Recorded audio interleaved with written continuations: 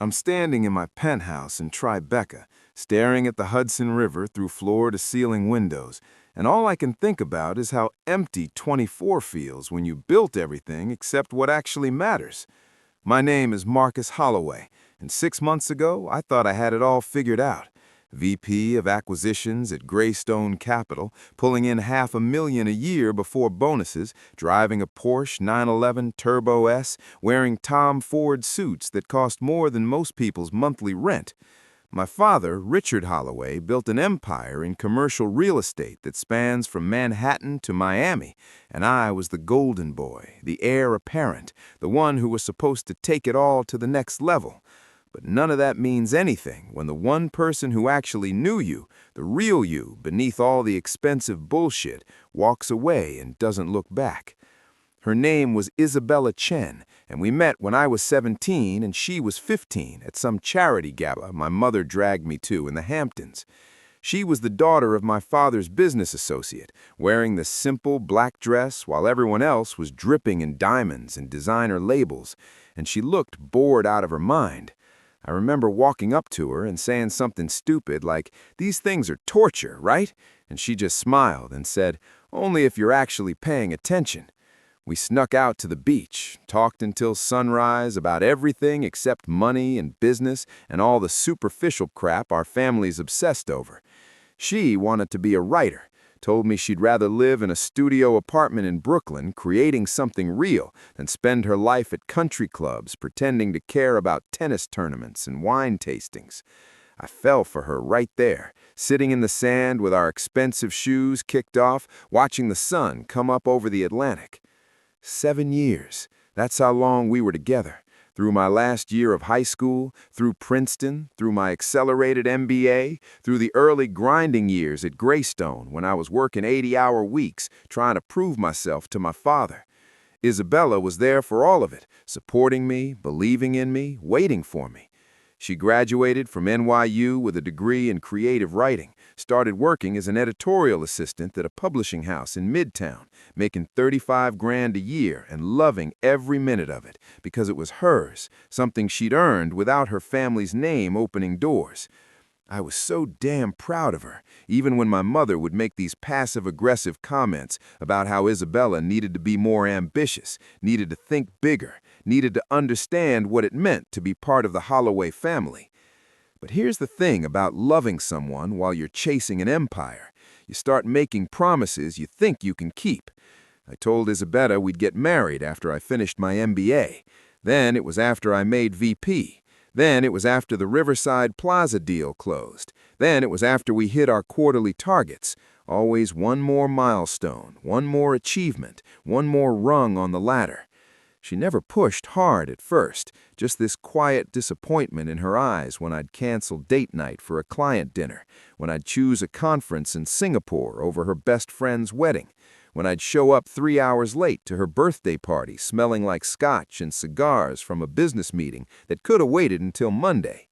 She'd smile and say she understood, that she knew I was building something important, that she could wait a little longer. The cracks started showing about 2 years ago, right after I turned 22.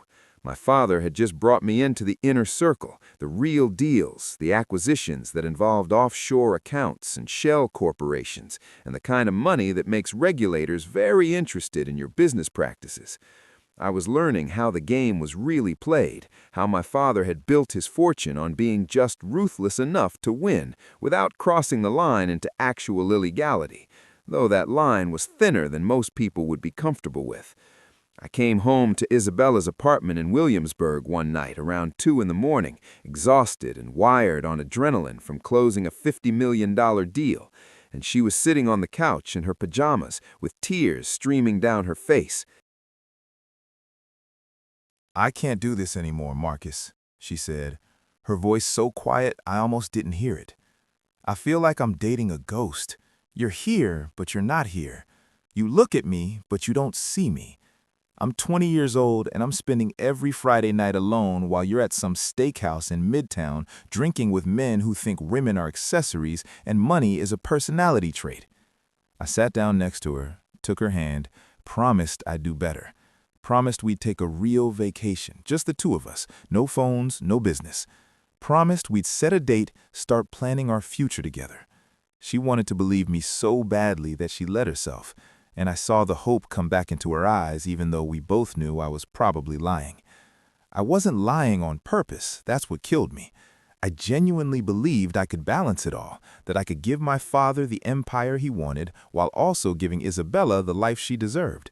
But my father had other plans, and Richard Holloway always got what he wanted. He started grooming me harder, introducing me to the real power players, the senators and judges and CEOs who moved money around like chess pieces, who understood that wealth wasn't just about having more than everyone else, it was about control. He'd take me to these private clubs in Midtown where memberships cost six figures and every conversation was a negotiation disguised as friendly banter. "You're going to run this company someday," he'd tell me over glasses of 25-year-old scotch. "But first, you need to understand that everything, and I mean everything, is a transaction. Love, loyalty, trust, it's all currency. And the successful man knows when to spend and when to invest." I started seeing less of Isabella and more of my father's world. Client dinners became 3-night trips to Las Vegas. Business meetings turned into weekends at penthouses in Miami, where cocaine was as common as champagne, and nobody asked questions about the women who showed up at midnight. I never cheated on Isabella, I want that on record, but I participated in the culture that normalized it. I laughed at jokes I should have called out. I looked the other way when married partners left with women half their age. I became complicit in a system that treated relationships as disposable and ego as everything. And slowly, without even realizing it, I started believing that Isabella should just understand, that she should be grateful for the life I was going to provide, that love meant waiting until I was ready. The breaking point came 4 months ago, on what was supposed to be our 7-year anniversary. I'd promised Isabella, absolutely sworn to her, that I would take the day off and we'd spend it together, doing something simple and perfect like we used to. She'd planned this whole thing, a drive up to this bed and breakfast in the Berkshires, hiking trails and wine tastings, and just being present with each other. I was so sure I could make it happen that I didn't even have a backup plan. But then the Lexington Tower deal started falling apart at the last minute, $30 million threatening to walk because one of the investors got cold feet, and my father called me at 6 in the morning saying I needed to be in the office in an hour or the whole thing would collapse. I called Isabella from my car, already halfway to Midtown, and I could hear her breathing on the other end of the line before she even spoke. "You're not coming," she said.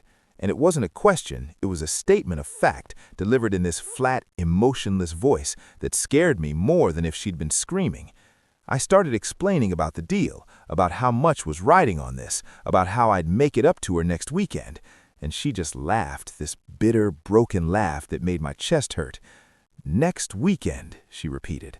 "Always next weekend, next month, next year. I'm 22 years old, Marcus, and I've spent the last 7 years of my life waiting for you to choose me, actually choose me, not just say you choose me while you're running off to choose your father and his money and his approval." "That's not fair, Bella," I said, using the nickname I'd given her that first night on the beach. "You knew what you were getting into when you fell for me. You knew my family. You knew the expectations." She was quiet for a long moment, and when she spoke again, her voice was steady, but I could hear the tears underneath it. "I fell in love with the boy who snuck out of a party to talk about dreams and fears and what actually mattered in life. I've been watching that boy disappear piece by piece, replaced by this stranger who measures everything in dollar signs and quarterly earnings. I don't even know who you are anymore, Marcus. I don't think you know who you are." That should have been my wake-up call. That should have been the moment I turned the car around, called my father, told him to handle his own damn crisis, and drove up to the Berkshires to save the only real thing I'd ever had in my life. But I didn't. I told Isabella I loved her, promised we'd talk when I got home, and went to the office where I spent 14 hours salvaging a deal that would eventually make the company another $12 million in profit. My father clapped me on the back, told me I'd proven I had what it took, said I was finally becoming the man he'd always known I could be. I went home that night feeling accomplished and important, and found a note on my kitchen counter, written in Isabella's handwriting on the back of a takeout receipt. Marcus, I can't wait anymore. I can't keep putting my life on hold while you figure out whether I'm worth more than a board meeting. I love you. I probably always will, but I love myself too much to keep disappearing. I need connection, not convenience. I need a partner, not a part-time boyfriend who shows up when his schedule allows.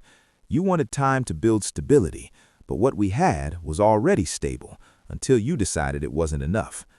I hope you find whatever it is you're looking for in those conference rooms and corner offices. I hope it keeps you warm at night the way I couldn't. Don't call me, don't text me, don't try to fix this with grand gestures and expensive gifts. I'm done. Bella. I read that note 10 times, 20 times, standing in my designer kitchen with my Tom Ford suit and my Rolex watch and my empty penthouse that cost $4 million and felt like a mausoleum. I called her immediately, got sent to voicemail, called again, same thing, texted her paragraphs apologizing, begging, promising to change, got nothing back. Showed up at her apartment the next morning, and her roommate answered the door with this look of pity and anger and told me Isabella had left for her parents' place in Connecticut and didn't want to see me. I stood in that hallway for 20 minutes like an idiot, convinced that if I just waited long enough, she'd come back and give me one more chance. But of course she didn't, because why would she after 7 years of chances? The next 3 weeks were the worst of my life. Even though objectively everything was going great. I closed the Lexington Tower deal, got a promotion to senior VP, started pulling in closer to $700,000 a year.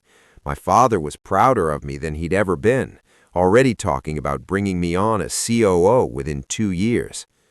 I moved through my days on autopilot, crushing it at work, impressing clients, becoming exactly the man my father wanted me to be, and feeling absolutely nothing except this growing emptiness that no amount of success could fill.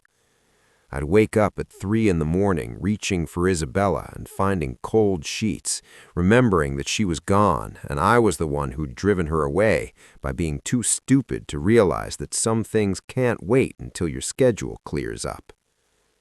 My mother, Catherine Holloway, noticed something was off about a month in when I showed up to Sunday dinner at their estate in Greenwich, looking like hell despite my perfect suit.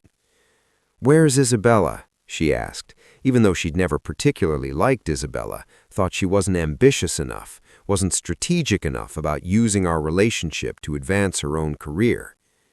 When I told her we'd broken up, I expected some kind of sympathy or concern, but instead she just nodded like this was expected and said, "Well, perhaps it's for the best.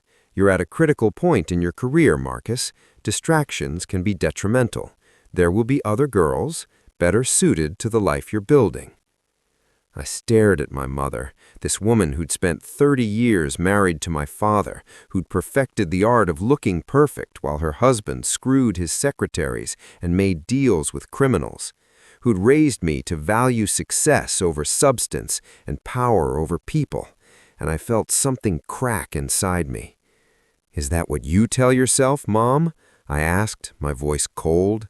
"That you chose the better life? That being Mrs. Richard Holloway, hostess of charity galas and queen of country clubs, is better than being loved by someone who actually sees you?" Her face went tight and dangerous, that look she got when someone dared to peek behind the perfect facade. "Don't be naive, Marcus. Love is a fairy tale we tell ourselves to make the compromises bearable. What your father and I have is a partnership, a mutual understanding of how the world works.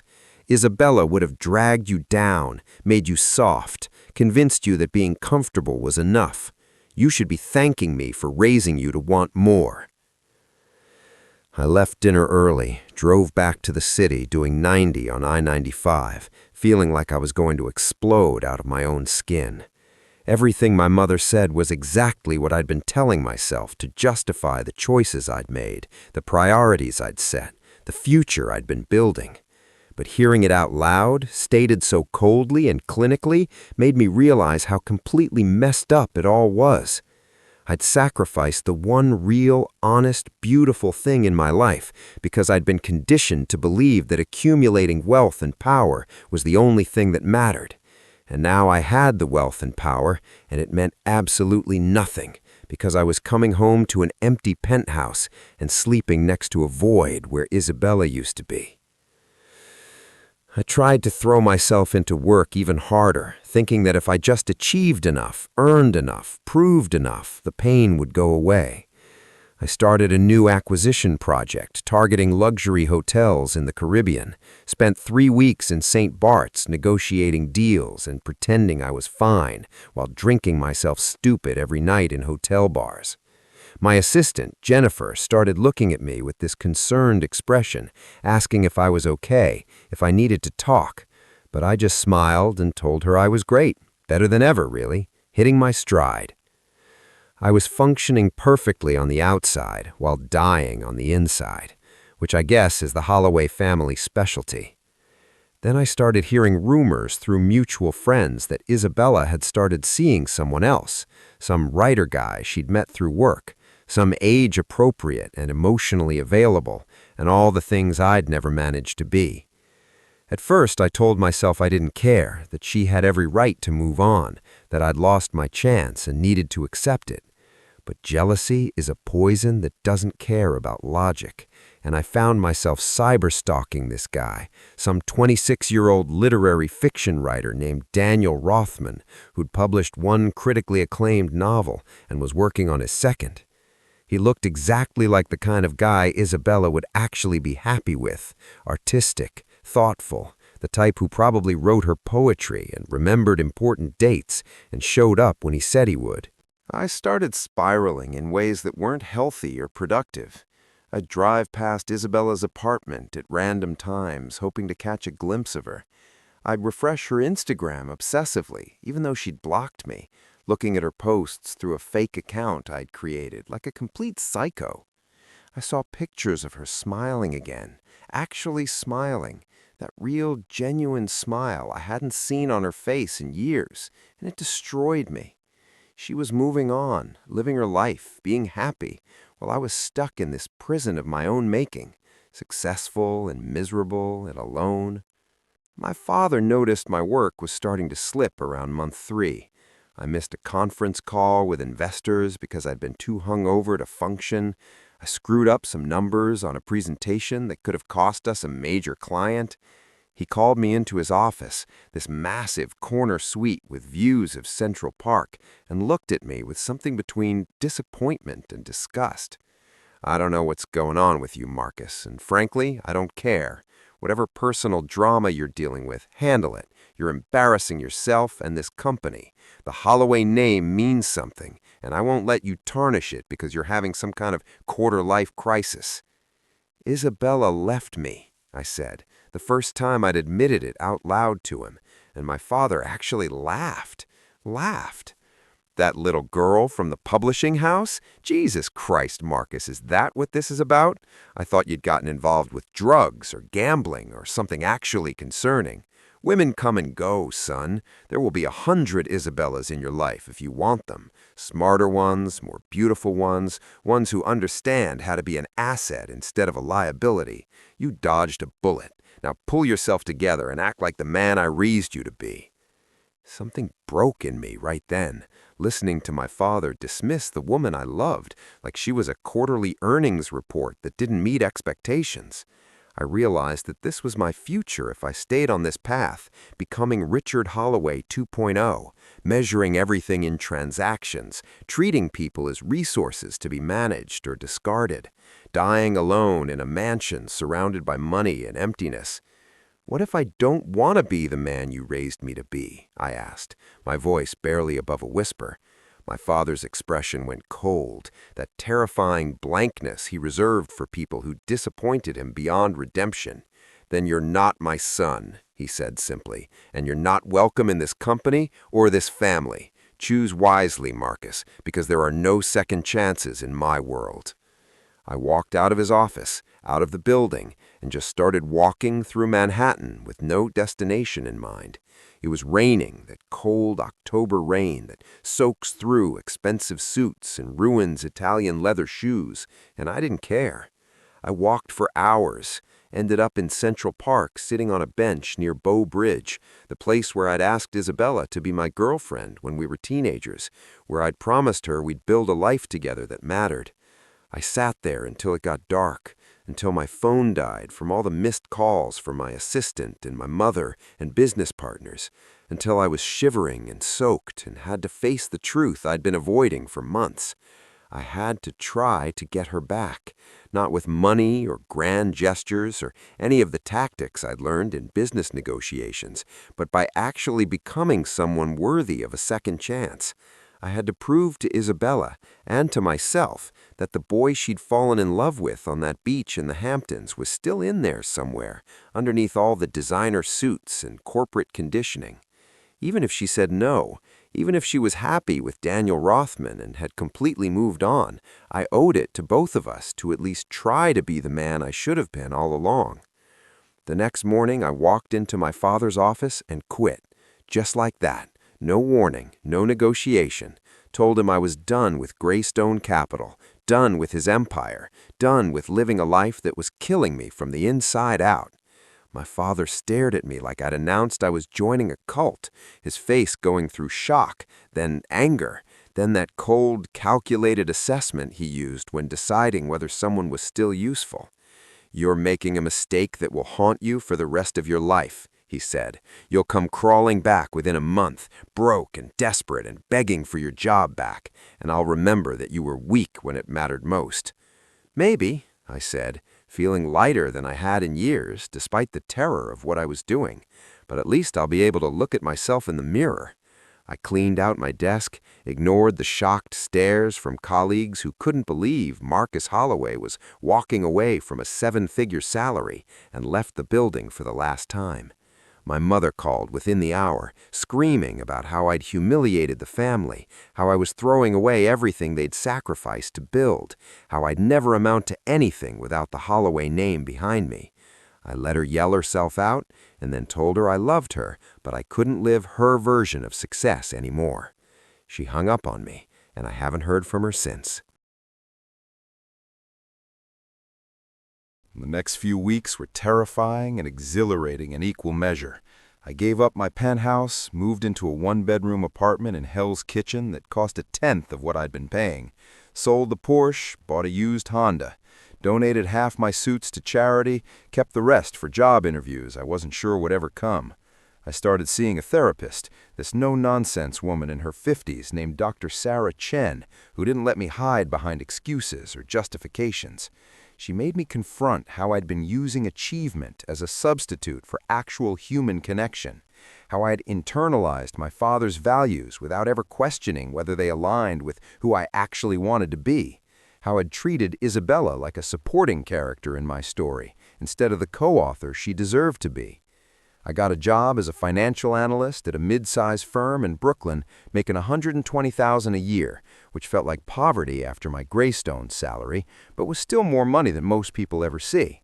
My new colleagues were normal people with normal lives who left at 5:30 to coach their kids' soccer teams, or have dinner with their wives, or take painting classes, or do literally anything that didn't involve sacrificing their humanity on the altar of corporate success. I started remembering what it felt like to be a person instead of a resume, to have conversations about books and music and ideas instead of just deals and markets and acquisitions. After 2 months of this new life, of genuinely trying to become someone better, I finally reached out to Isabella, not through text or a phone call, but through a letter. An actual handwritten letter, because she'd always loved tangible things, physical evidence that someone had taken the time to care. I wrote her 20 pages, front and back, no lies, no excuses, just brutal honesty about everything I'd realized, everything I'd been wrong about, every way I'd failed her and myself. I told her about quitting Greystone, about the therapy, about the tiny apartment and the used Honda and the normal job, not because I thought those things would impress her, but because I wanted her to know I was finally actually changing. I told her I understood if she'd moved on, if she was happy with Daniel or someone else, or just by herself, but that I needed her to know that loving her had been the best thing I ever done, and losing her had taught me more than all my expensive education combined. I sent the letter to her parents' house in Connecticut, the only address I had since she'd moved out of her Williamsburg apartment, and then I waited. Days turned into weeks with no response, and I started accepting that she was done, that I'd burned that bridge too thoroughly to ever rebuild it. I kept going to work, kept going to therapy, kept trying to build a life that would be meaningful even without her in it. And then one Saturday morning, 6 weeks after I'd sent the letter, there was a knock on my apartment door. Isabella was standing in my hallway, looking older and more beautiful than I remembered, wearing jeans and a sweater and no makeup, her long black hair pulled back in a ponytail. We stared at each other for what felt like an eternity, and I couldn't read her expression, couldn't tell if she was there to give me a chance or to deliver the final rejection in person. "Can I come in?" she asked, her voice careful, guarded, and I stepped aside, suddenly hyper-aware of how small and plain my apartment was compared to the penthouse she used to visit. She looked around, taking in the basic furniture and the walls that needed painting and the kitchen that was barely bigger than a closet, and I saw something shift in her eyes. "So you really did it," she said. "You actually walked away from all of it." I nodded, not trusting myself to speak without saying something stupid. She moved to the window, looked out at the fire escape and the brick wall of the building next door, such a different view from the Hudson River panoramas I used to have. "I got your letter," she said quietly. "Read it probably 50 times. I wanted to hate it, wanted to find the manipulation or the empty promises, but I couldn't, because for the first time in years, it felt like I was hearing from the real you instead of the performance version. "I'm so sorry, Bella," I said, my voice cracking, "for all of it, for wasting 7 years of your life waiting for me to wake up, for choosing my father's approval over your love, for being so blind and stupid and selfish that I lost the only thing that actually mattered." She turned to face me, and I saw tears in her eyes. "You broke my heart, Marcus, like really, completely shattered it. Do you know what it's like to love someone so much and watch them choose literally everything else? To feel like you're constantly auditioning for a role in your own relationship and never quite making the cut?" "I know," I said, taking a step toward her, but not close enough to invade her space. "I know I did, and I can't take that back or make it okay. All I can do is show you that I've learned, that I'm different now. Not because I'm trying to win you back, although God knows I want that more than anything, but because I finally understand that the life I was building wasn't worth living if it meant losing myself in the process." She wiped her eyes, that gesture she always did with the heel of her palm, and I felt such a wave of love and loss that I could barely breathe. "I started dating Daniel," she said, and I felt my stomach drop even though I'd known this was coming. "He's everything you weren't. Present, available, emotionally mature. He writes me poems and shows up on time and actually listens when I talk about my day. I should be in love with him. He's objectively perfect for me." She paused, looking at me with those dark eyes that could always see right through my bullshit. "But I'm not, because as much as I hate it, as much as it makes me angry and frustrated and scared, I'm still in love with you. The real you, the one I met on that beach when we were kids, the one I saw glimpses of before your father's world swallowed you whole. And I hate that I can't just turn that off and move on with someone safe." Hope flared in my chest, dangerous and desperate. "What are you saying, Bella?" She crossed her arms, defensive, protecting herself. "I'm saying I don't know. I'm saying your letter was beautiful and heartbreaking and everything I'd wanted to hear for years. I'm saying the changes you've made seem real, but I'm terrified they're temporary, that you'll wake up one day and realize you missed the power and the money and the Holloway empire and resent me for being the reason you walked away. I'm saying I want to believe in us again, but I don't know if I can survive being wrong a second time." We talked for 4 hours that day, sitting on my secondhand couch drinking terrible coffee from my cheap coffee maker, having the conversation we should have had years ago. I didn't make promises about the future or grand declarations about forever. I just listened, really listened to all the ways I'd hurt her, all the moments she'd felt invisible, all the nights she'd cried herself to sleep wondering why she wasn't enough. And I apologized, not with words meant to fix things, but with genuine understanding and remorse for the damage I'd caused.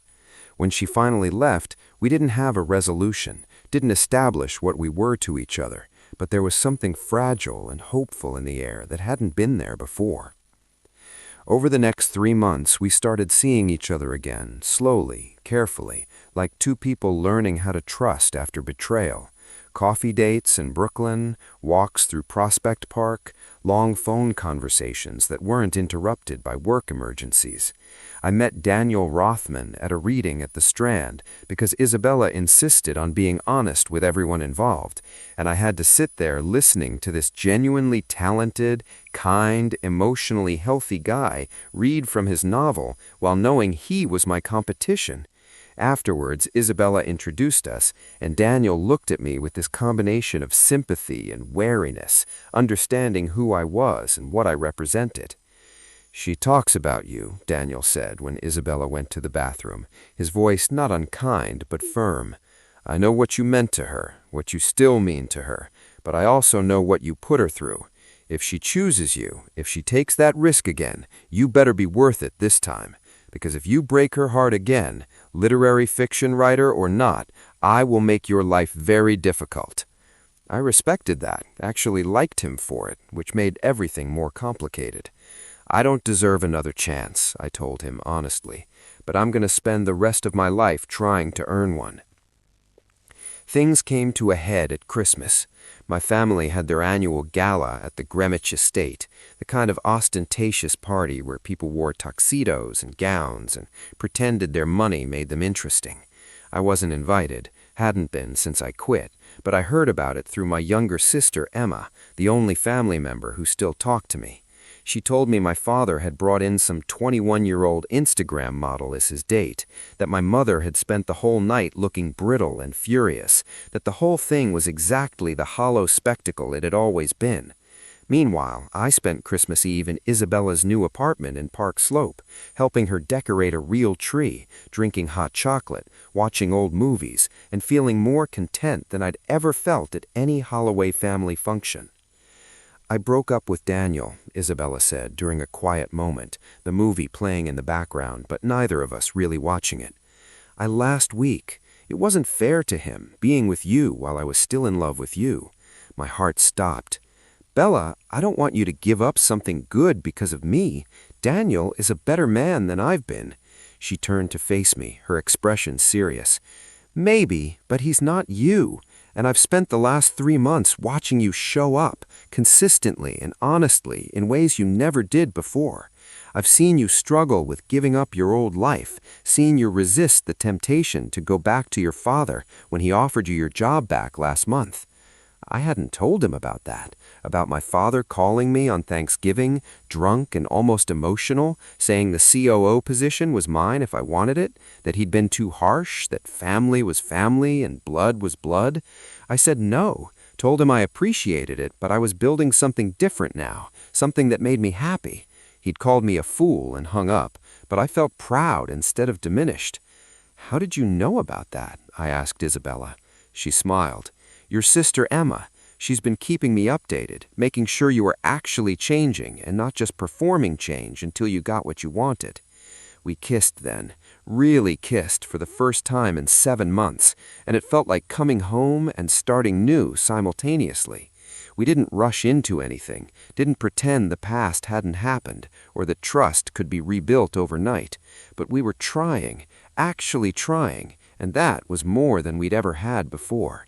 I told her I loved her, that I would spend the rest of my life proving I could be the partner she deserved, and she said she loved me too, but love wasn't enough by itself, that I had to show up every day and choose us over everything else.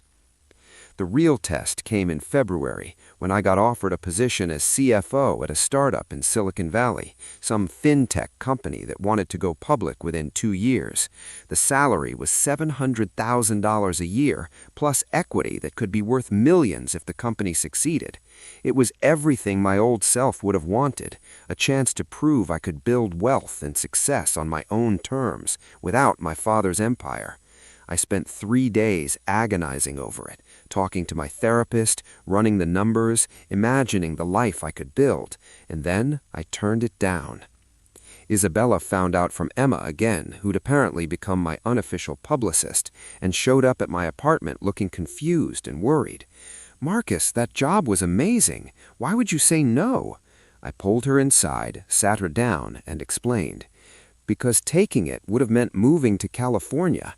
It would have meant 80-hour weeks again, the same pressure and stress and obsession with success that destroyed us the first time.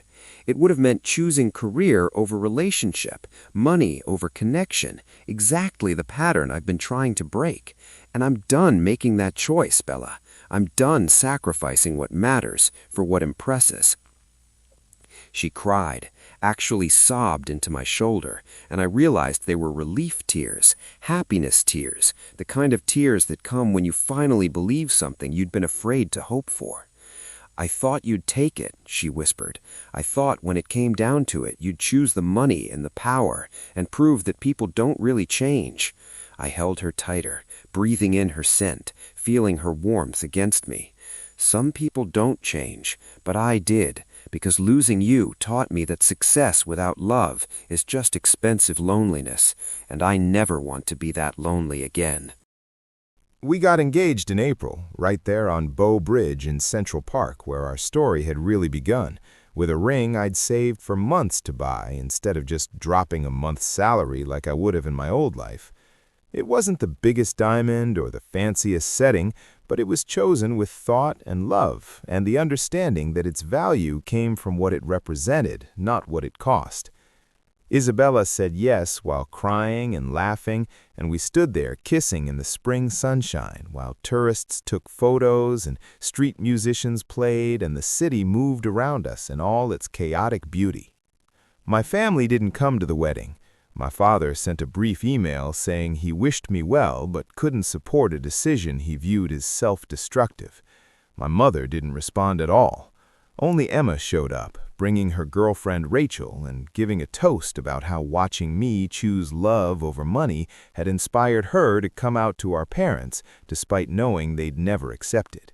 She'd been cut off too, disowned for being gay, and we stood there at our simple ceremony in a Brooklyn restaurant with 50 guests instead of 500, celebrating the families we'd chosen instead of the ones we'd been born into. Isabella and I spent our honeymoon not in St. Barth's or the Maldives or any of the luxury destinations I would have chosen before, but in a cabin in Vermont, hiking and reading and talking and making love and just being together without any distractions or obligations.